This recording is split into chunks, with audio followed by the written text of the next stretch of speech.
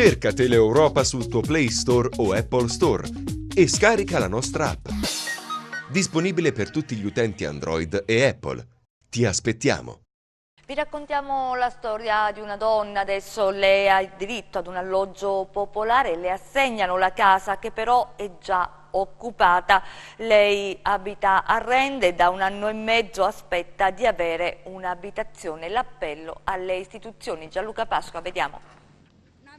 Il sogno della casa, inseguito per 23 anni, è svanito nel nulla. Anna Rosa pensava di esserci riuscita, che questa volta toccasse proprio a lei e a suo marito, rimasti soli perché i figli nel frattempo sono cresciuti. Quando è arrivata la lettera del comune di Rende, che le annunciava la disponibilità di un'abitazione, aveva gioito insieme al compagno e immaginato una nuova vita. Una casa piccola, sì, ma tutta per loro. Peccato che tra l'assegnazione e la presa di possesso si è verificato un piccolo grande intoppo e quella casa è stata occupata. Nel 95, se non erro, avevo 3 figli minorenni all'epoca, di cui mi hanno scartato. Alla fine non sono riuscita a rientrare con quelli che hanno dato precedentemente.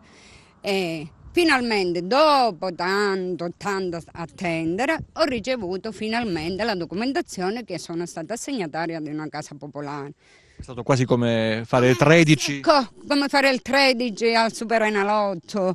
Insomma, arriviamo dopo tanta insistenza, insomma, con quelli dell'Aterp e tutto quanto, arriviamo qua e io trovo la casa occupata. I panni stesi sul balcone non sono i suoi. Lei e suo marito da più di 1 anno stanno cercando di avere delle risposte e nel frattempo vengono ospitati dai parenti, mentre la burocrazia fa il suo corso, molto lentamente. Nessuno si è preso a cuore più sta pratica, è stata abbandonata là da tutti, tranne 2 impiegati comunali che hanno girato con me nel comune, hanno parlato con chi deve dovere, però nessuno si fa avanti. Il caso di Anna Rosa non è il solo. Di recente, in un altro comune della Calabria, su 110 case censite, ne sono state trovate 70 occupate abusivamente. Ripristinare la legalità è un obiettivo delle istituzioni, dare la casa a chi ne ha diritto, un'esigenza prioritaria. E io abito un po' con mia figlia, un po' con mia sorella e facciamo gli zingari, andiamo avanti e indietro come zingari.